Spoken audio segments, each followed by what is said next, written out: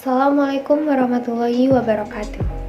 Selamat pagi, siang, sore, dan malam kepada Bapak Rani Fajrin selaku dosen pembimbing mata kuliah Hukum Acara Tata Usaha Negara dan teman-teman sekalian.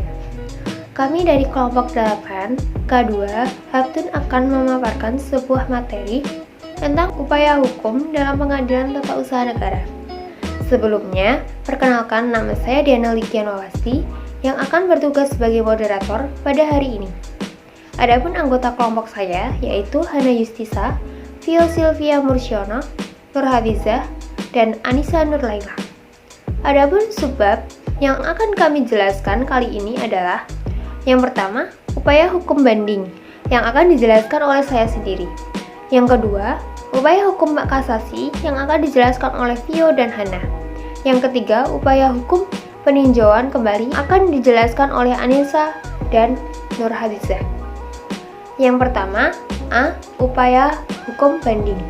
Pengertian upaya hukum banding adalah pemeriksaan dalam tingkat kedua oleh sebuah pengadilan atasan yang bersifat mengulangi seluruh pemeriksaan, baik mengenai fakta maupun penerapan hukumnya terhadap suatu perkara yang telah diputus di pengadilan tingkat pertama. Kemudian, menurut pasal 122 Undang-Undang Nomor 5 Tahun 1986 terhadap putusan pengadilan tata usaha negara, dapat dimintakan pemeriksaan banding oleh penggugat atau tergugat kepada Pengadilan Tinggi Tata Usaha Negara. B. Permohonan pemeriksaan banding. Ada beberapa putusan pengadilan yang bersifat putusan akhir yang tidak dapat dimohonkan pemeriksaan banding oleh Pengadilan Tinggi TUN adalah sebagai berikut. Yang pertama, penerapan dismisal pada pasal 62 ayat 1. Yang kedua, putusan perlawanan pada pasal 62 ayat 6. Yang ketiga, putusan penundaan pelaksanaan putusan yang digugat pada pasal 67. Nomor 4, putusan perlawanan pihak ketiga terhadap eksekusi putusan yang telah berkekuatan hukum tetap pada pasal 118 ayat 1. Permohonan pemeriksaan banding diajukan secara tertulis oleh permohonan atas kekuasaannya yang khusus diberi kuasa untuk itu kepada Pengadilan Tata Usaha Negara yang dijatuhkan putusan tersebut di dalam tenggang waktu 14 hari setelah putusan pengadilan itu diberitahukan kepada yang bersangkutan secara patut. Kemudian C. Mekanisme permohonan banding. Putusan pengadilan tinggi TUN terhadap sengketa TUN yang dimohonkan banding tersebut dapat berupa 1. Menguatkan putusan pengadilan tingkat pertama dengan cara memperbaiki putusan hakim tingkat pertama atau mengambil seluruh atau sebagian pertimbangannya.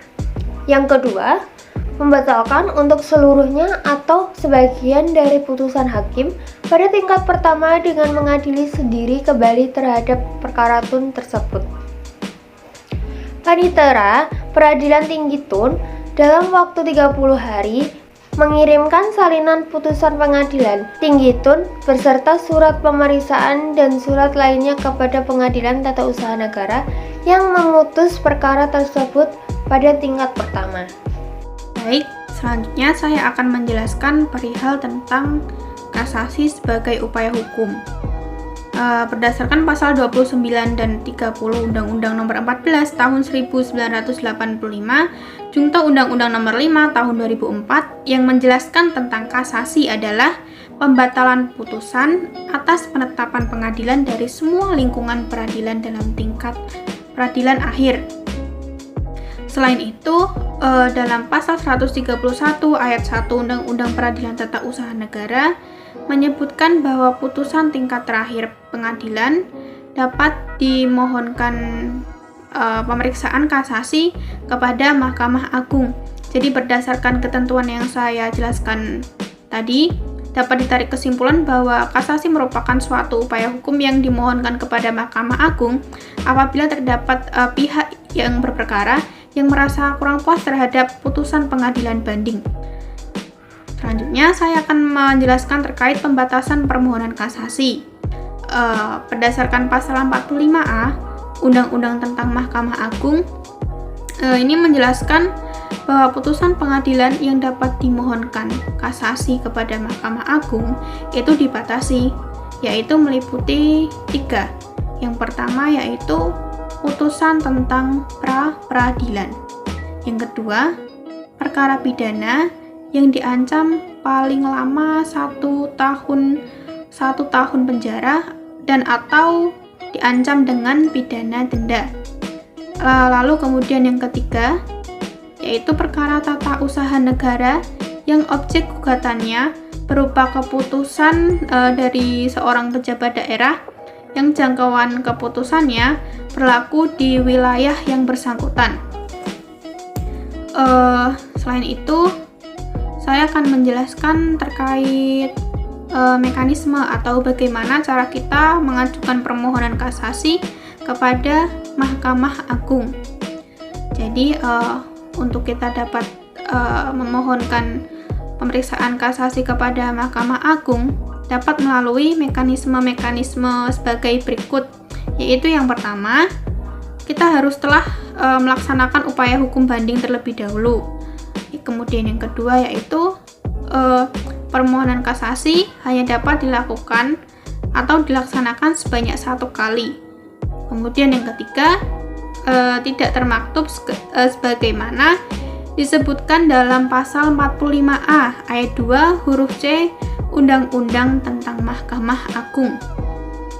Kemudian yang keempat yaitu permohonan kasasi disampaikan secara tertulis atau lisan. Jadi boleh tertulis, boleh lisan oleh pihak yang bersengketa atau berperkara atau oleh kuasanya melalui panitera pengadilan tata usaha negara dalam tenggang waktu 14 hari terhitung setelah diberitahukannya putusan kepada para pemohon.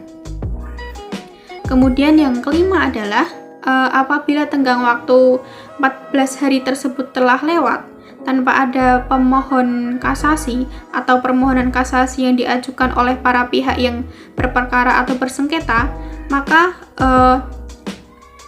di sini dianggap bahwa para pihak tersebut telah menerima putusan. Kemudian yang keenam adalah setelah pemohon kasasi membayar biaya perkaranya, panitera kemudian mencatat permohonan tersebut dalam sebuah buku daftar, yang mana pada hari itu juga panitera akan membuatkan akte permohonan kasasi untuk pemohon kasasi. Selanjutnya akan dijelaskan oleh Mbak Hana. Selambat-lambatnya, dalam 7 hari setelah permohonan terdaftar, panitera memberikan pemberitahuan permohonan kasasi kepada pihak lawan.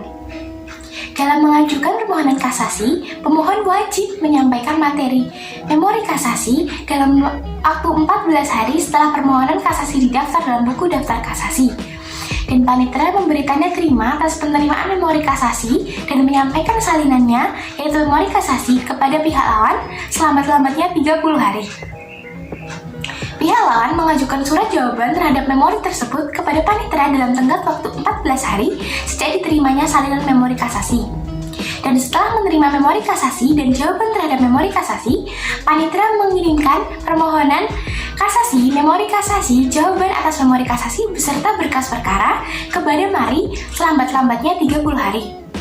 Panitera Mari mencatat permohonan kasasi dalam buku daftar dengan menumbuhkan nomor urut menurut tanggal penerimaannya, membuat catatan singkat tentang isinya, dan melaporkan semuanya kepada Mari. Sebelum permohonan kasasi diputus oleh Mari, pemohon dapat mencabut permohonannya, dan jika permohonan telah dicabut, pemohon tidak lagi dapat mengajukan permohonan kasasi pada kasus tersebut, walaupun tenggat waktu kasasi belum lampau.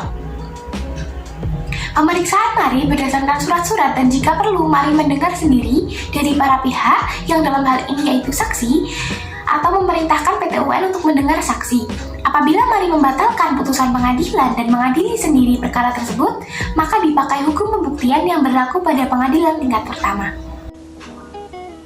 Selanjutnya adalah peninjauan kembali. Peninjauan kembali atau disingkat dengan PK adalah suatu upaya hukum yang dapat ditempuh atau dilakukan oleh tergugat atau orang yang telah dikenai hukuman dalam suatu kasus hukum terhadap putusan pengadilan yang telah memiliki kekuatan hukum tetap dalam sistem peradilan di Indonesia, di mana pengaturan mengenai upaya hukum peninjauan kembali ini telah ditemukan dalam pasal 132 Undang-Undang Nomor 5 Tahun 1986 tentang Peradilan Tata Usaha Negara, yang berbunyi Ayat 1. Terhadap putusan pengadilan yang telah memperoleh kekuatan hukum tetap dapat diajukan permohonan peninjauan kembali kepada Mahkamah Agung. Ayat 2. Acara pemeriksaan peninjauan kembali sebagaimana dimaksud dalam ayat 1 dilakukan menurut ketentuan sebagaimana dimaksud dalam pasal 77 ayat 1 Undang-Undang Nomor 14 Tahun 1985 tentang Mahkamah Agung.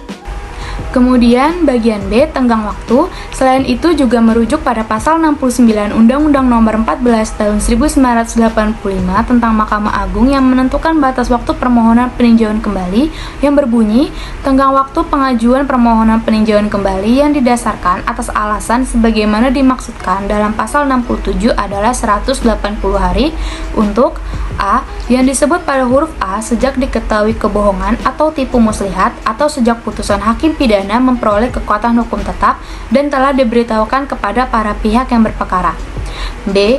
Yang disebut pada huruf B sejak ditemukan surat-surat bukti yang hari serta tanggal ditemukannya harus dinyatakan di bawah sumpah dan disahkan oleh pejabat yang berwenang. C. Yang disebut pada huruf C, D, dan F sejak putusan memperoleh kekuatan hukum tetap dan telah diberitahukan kepada para pihak yang berperkara. Kemudian yang terakhir yaitu D, yang disebut pada huruf E sejak putusan yang terakhir dan bertentangan itu memperoleh kekuatan hukum tetap dan telah diberitahukan kepada pihak yang berperkara.